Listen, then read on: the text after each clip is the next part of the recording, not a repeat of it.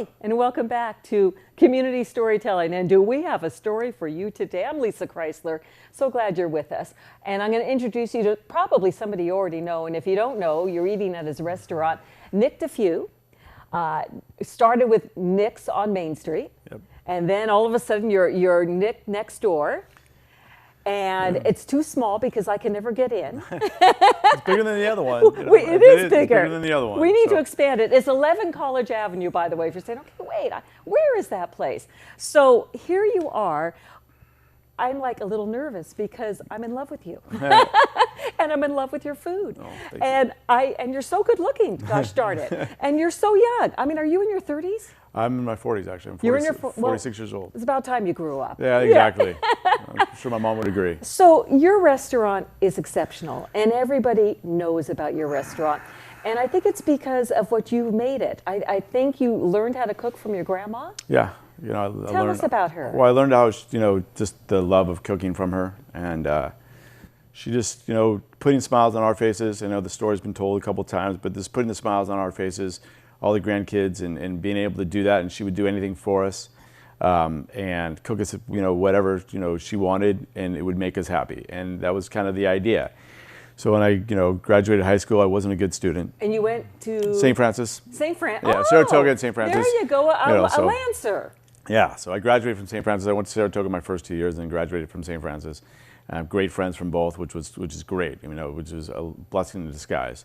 So you were cooking in high school? No, well, I wasn't cooking. I was just eating. I was eating a lot with Nani, and Nani would feed me after school, and because we lived in Saratoga, so I'd go there to her house, and she'd feed me. I'd see my cousins. We'd talk, and we'd have lunch, and big lunch, and then we'd probably have a big dinner too. Sicilian, right? Yeah, Sicilian. So after that, after high school, I tried to go to college. Was never a good student. Loved it, but I just couldn't figure it out. And we're glad. Yes. So I went to the culinary school in San Francisco, and I just went all in, and I did the best I could, and I learned and worked and worked and worked. So did Nani live with you? No, she didn't. She lived 2 blocks down. Okay. So it was great. You just you go to her house for lunch, and you go to her house for dinner, and if mom, if she was not around or whatever, but she was, I went to Nani's house a lot. And Nani is still alive, I hope? No, she passed away a long time ago. Oh, I'm so sorry. Yeah. But did she ever get to go to your restaurant? She did not. She did not. She never saw me get into culinary school or do any of that stuff. But, I talked to her all the time. So you never cooked a meal for her? Never cooked a meal for her. No, I cooked with her, but never cooked a meal with her. So if you were going to cook a meal for her, though, what would it have been? Meatloaf, maybe? I think it would just, to be honest with you, one of her last meals that she cooked for me before she had passed away was a pasta with peas. Simple dish, just a little pasta with peas. And I think I would just probably cook that for her, just because that's a great memory that I have with her. Do you make that at your restaurant? I do not, but I make it for my daughter all the time. Would that be carbonara? No. Oh, no, it's just it's a simple little dish. It's just, she just made us pasta with olive oil and garlic and a little bit of fresh peas and wow. And that was pretty. It's simple, but but she made it with great heart. So this just didn't happen overnight that you go to the Culinary Academy and then you've got Nick's next door. So what happened in between all those years? Well, I had a lot of good teachers. A lot of people taught me how to use different equipment because of my disability. So do we mind if it's a little late now, I was going to say, not everybody knows about your disability. Yeah, so I just lost fingers when I was very young. Just like that? When I was a baby. I was born without fingers. Really? When I was a baby. A couple months after I was born, I lost my fingers and just grew up this way. So it's the only way that I know how to live. And so, I played baseball, like golf, and I surf, and I did all that stuff. And and just when I went to culinary school, I did a couple things, and the teachers saw me, and they go, okay, we can figure this kid out, because they saw the desire that I wanted to do, they saw the work ethic that I wanted, and so, they taught me different techniques. Mm-hmm. I knew I was never going to be this guy who was going to turn these perfect potatoes or turn these perfect carrots. That wasn't going to be my cuisine. I knew that from day one because I couldn't do it. I didn't want to do it. I didn't want to spend that time to do it. But I knew I can do other stuff, and I knew I can cook other things. So I made sure that that's the path that I took.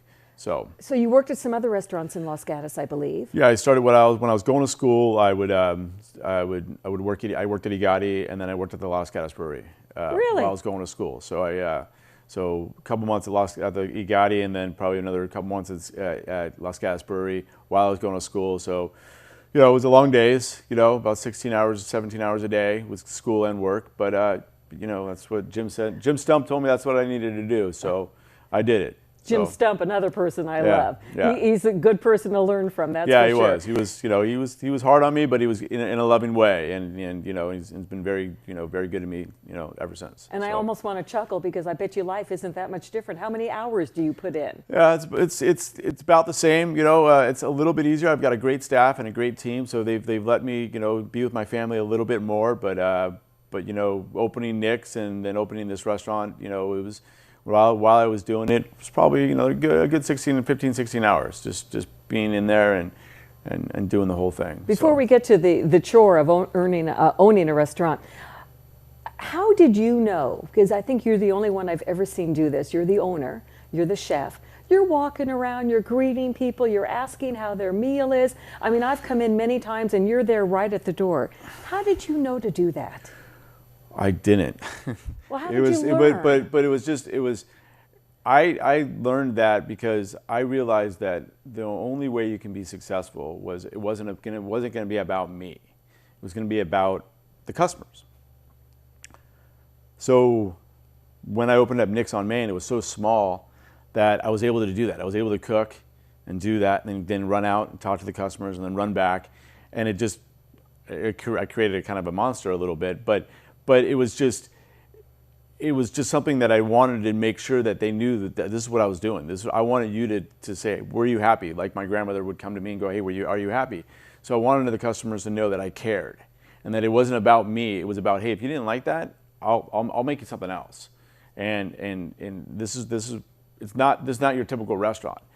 I'm not going to be the chef who has an ego, who says whatever I cook is whatever you have to eat. The menu was a guideline, and I've told people that a lot. Our menu is a guideline. This is what we have. But if you want to change it up and you want to make things different, by all means, just tell us what you can't eat, and we'll do it for you. So. Is there a day when you're not at the restaurant? Mentally, no, but physically, yeah. It's like I said, it's getting a little bit easier. It goes back and forth, but mentally, you're always there. You're always thinking about it. You're always thinking about different ways to make it better, different ways of when you make a mistake, how are you going to fix it? Thinking about mistakes before they even happen, and how it can, how you can fix the mistake. Even though it's fictitious, it's not real, but it's how are you going to fix it if this happens? So, but that's like I said, the staff's been able to give me some time off here and there, but it's been 10 years, so it's been a grind, but it's been fun. So. Have you ever run out of food?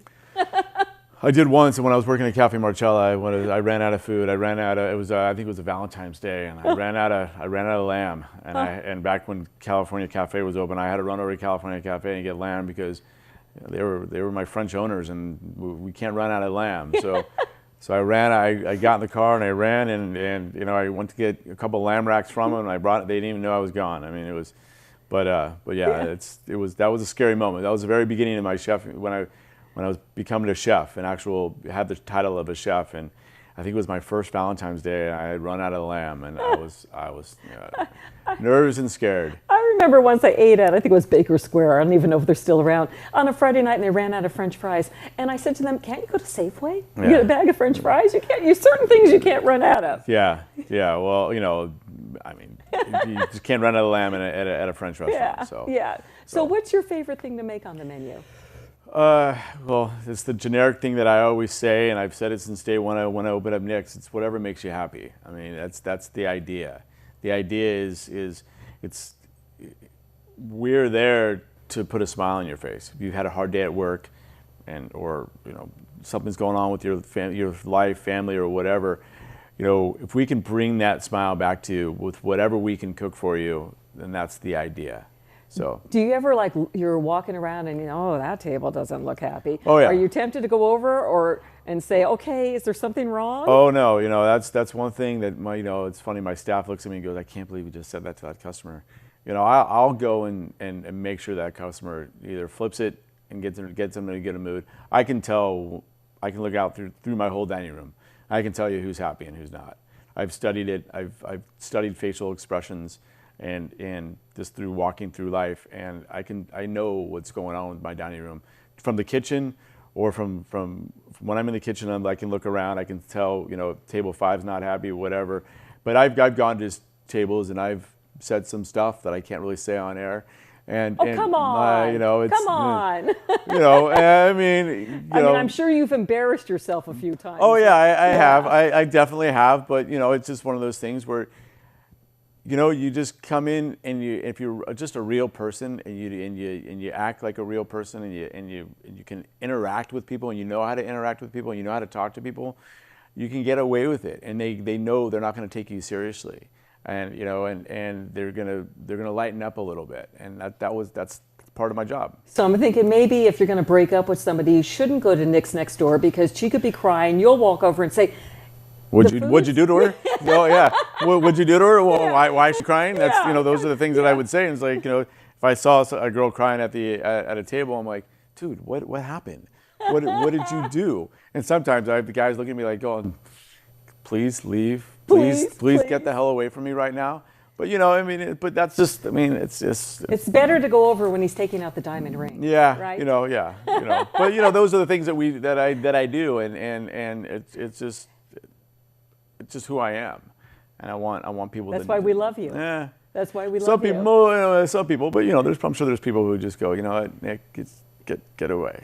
So I got to ask you about the book that your bill comes in. You do get a bill. You Yes, do get a bill. you do get a bill. He wants to make you happy, but he wants you to pay for it as well. So you have that book. I don't know, do I call it a recipe book, a culinary book? It's a definite book on recipe terms, or food terms. And you get the pen, and I've written in it a couple times. Do you read what we write? I do. I read it. It's basically for my daughter. So if you guys are writing in it, just know that. But it's basically for my daughter to just I've always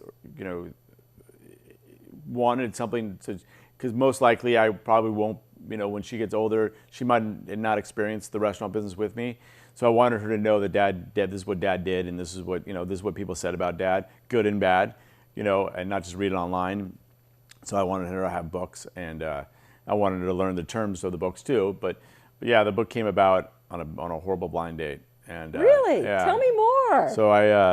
It was on a blind date a friend of mine set me up with, and I kind of stole the idea from the guys these guys in the city, and at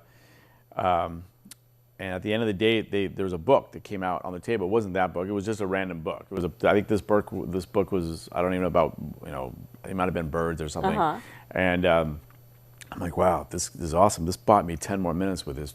I have something to talk to her about, because I have nothing to talk to this person about, and it's not going good. She's not interested, and I'm not really interested, and so I'm like, wow, this is a great idea. I like it's not your typical way of doing it. So I think it was a day before we opened up. I'm like, the books! I forgot about the books, because this was way before I even thought about opening the restaurant. And so I went to the Borders, because it was still there. I went to the Borders and I bought those books, and because our tables were so small, I said, okay, here we go. These are the books. Yes. And we just kept the books we kept that style of book the whole time. So sometimes there's a complaint in them? Oh yeah, there's sometimes there's things, and there's some other stuff. People write some raunchy stuff in there sometimes. Well, they won't now that they know it's for your daughter. Yeah.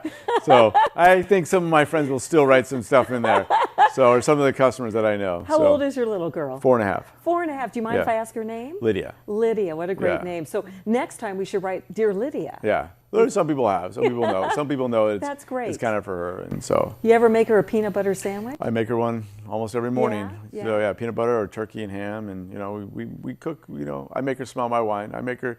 I made her baby food from day one. So, and did dried out, did everything for her, and so did my wife. And my wife and I did it together. But Is your wife a chef? She's a pastry chef. Yep. Is she? Yep. Do you have her working at your restaurant? No. She's home taking care of the baby, and she does cakes for friends, and she does a lot of birthday cakes for friends that ask her to, but and our daughter's cakes and all that stuff, so cupcakes and that stuff. But she takes care of Lydia. So, do you ever dream? What's your big dream? I mean, do you want to have another restaurant? This is my dream. You're living Nani's life. I'm in my dream with my beautiful wife and my daughter, and being able to have a successful restaurant. I sit there and I can't ask for any more. I mean, there's nothing I would want more than this. So I mean, I think that's the perfect way to end this interview. Yeah. You've got it all. Yeah. Well, yeah. I mean, I do, but I mean, well, you want business. To be good. Yeah, but no, I mean, you have it all, but it's just, I don't think we've asked for too much. So it's just one of those things where you just kind of just do what you've done, work on it, and keep on trying to get better. The restaurant to keep on getting better, and realize it's not gonna, it's not going to get better by itself, and you just keep on working on it. But as far as owning a restaurant and having a beautiful wife and a beautiful daughter and a beautiful family that's all healthy and safe, you can't ask for anything more than that. Wise words. Yeah, you're a great man. You're a great guy. Nick's next door, 11 College Avenue, and if you take my reservation, I will be so upset. I will be so upset. But yeah, it's hard to get in, but once you get in, and ask for the patio if you can have it, right? Yeah. Love the patio. Love you, Nick. Thank you so much. Thank you very much. Wonderful, wonderful story. Do you have a story? You have a story you want to share? It would be hard to top Nick's now, but I would love to hear from you. At KCAT.org, tell me about it. And then you'll sit in Nick's seat. And thanks for watching us here at KCAT TV 15.